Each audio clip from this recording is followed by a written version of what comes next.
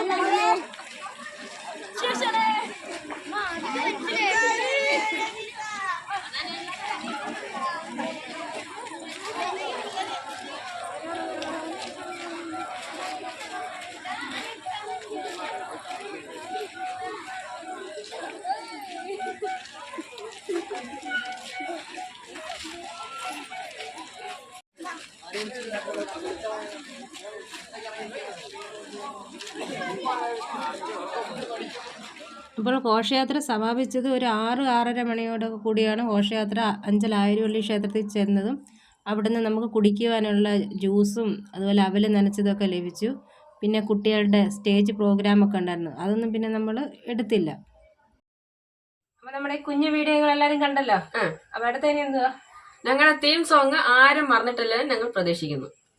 അതുകൊണ്ട് തന്നെ നിങ്ങൾ ഇനി മറക്കാതിരിക്കാൻ വേണ്ടി മാമനെ കൊണ്ട് ആ സോങ് അല്ലേ ഒന്നും കൂടെ ഞങ്ങൾ പാടിപ്പിക്കാൻ പോകുന്നു. ചാമ്പിക്കാം. അടിച്ച് ഞങ്ങൾ പൊളിക്കും. കളി കണ്ടോ ഗായ്സ്, ഇത് കണ്ടോ ഗായ്സ്, പവറോ ഗായ്. കൊള്ളാം, സൂപ്പർ. ഇത്രയുള്ളൂ, വേറൊന്നുമില്ലല്ലോ. അപ്പൊ പറയട്ടാ, നിങ്ങൾക്ക് വീഡിയോ ഇഷ്ടപ്പെട്ടാൽ ലൈക്ക് ചെയ്യുക, ഷെയർ ചെയ്യുക, കമന്റ് ചെയ്യുക, സബ്സ്ക്രൈബ് ചെയ്യുക. അപ്പൊ അടുത്തൊരു വീഡിയോ കാണുന്നവരെ എല്ലാവർക്കും ഗുഡ് ബൈ.